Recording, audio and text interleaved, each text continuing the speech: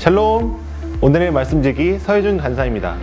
주의 말씀은 내 발의 등이요 내 길의 빛이니이다. 시편 119편 105절 말씀 아멘. 우리의 삶의 완전한 이정표인 말씀을 따라 주님과 동행하는 하루가 되길 소망합니다.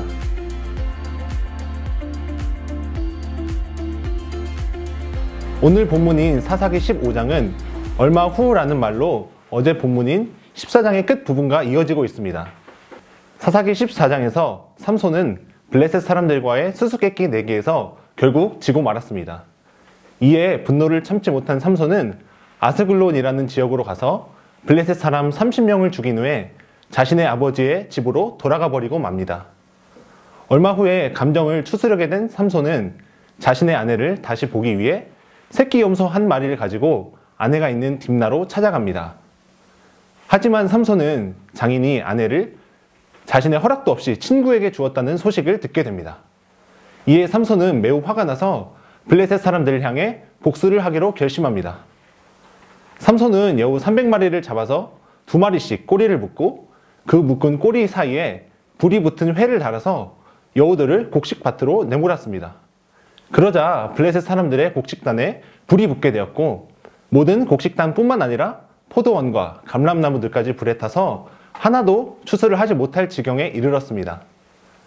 블레셋 사람들은 누가 밭에 불을 지르게 됐는지 알아보았고 이 일이 삼손의 장인이 삼손의 아내를 빼앗아 친구에게 주어서 삼손이 저지른 이름을 알게 되었습니다.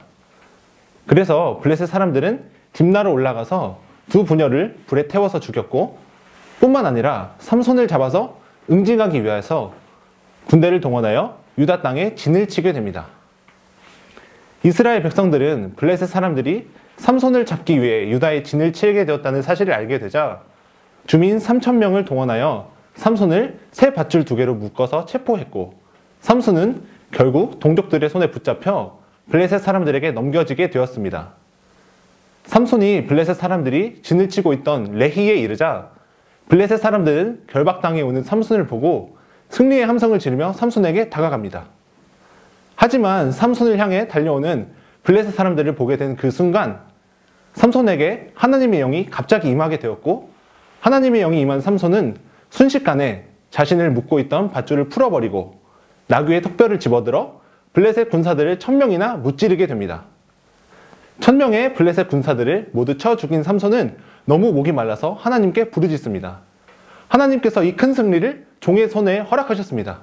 그런데 제가 이제는 목이 말라 죽게 생겼습니다. 그러자 하나님께서 우묵한 곳에서 물이 솟아나게 하셨고 삼손은 그 물을 마시고 기운을 차리게 됩니다. 오늘 말씀을 통해서 나누고 싶은 2가지 포인트가 있습니다. 첫 번째는 하나님의 도우심을 기억해야 한다는 것입니다. 삼손이 나귀의 턱뼈로 블레셋 군인을 1000명이나 무찌를 수 있었던 이유가 무엇입니까? 14절에 여호와의 영이 삼손에게 갑자기 임하심에 라는 표현으로 보아 이것은 하나님의 도우심이 없이는 할 수 없던 일이었습니다. 하지만 삼손은 블레셋 군인을 무찌른 후에 16절에서 나귀의 턱뼈로 내가 1000명을 죽였도다 라고 고백합니다. 삼손은 전쟁의 승리를 하나님의 도우심이 아닌 자신의 공로로 여기고 있습니다. 여러분은 삶의 모든 순간에 하나님의 도우심을 기억하며 하나님께 영광 돌리는 삶을 살고 계십니까? 혹은 자신의 능력을 의지하며 자신의 공로를 쌓는 삶을 살고 계십니까? 하나님의 도우심을 기억하는 여러분이 되시길 소망합니다. 오늘 말씀을 통해 기억해야 할 2번째 포인트는 우리의 힘으로 되지 않을 때 하나님께 부르짖어야 한다는 것입니다. 나귀의 턱뼈만을 가지고서 블레셋 군인을 1000명이나 죽인 삼손이었지만 그 삼손도 스스로 해결할 수 없는 문제가 있었습니다. 바로 목마름의 문제였습니다. 삼손은 자신이 해결할 수 없는 문제를 만나자 삼손의 인생에서 처음으로 하나님께 기도하며 주님, 내가 목이 말라 죽겠습니다 라고 부르짖습니다.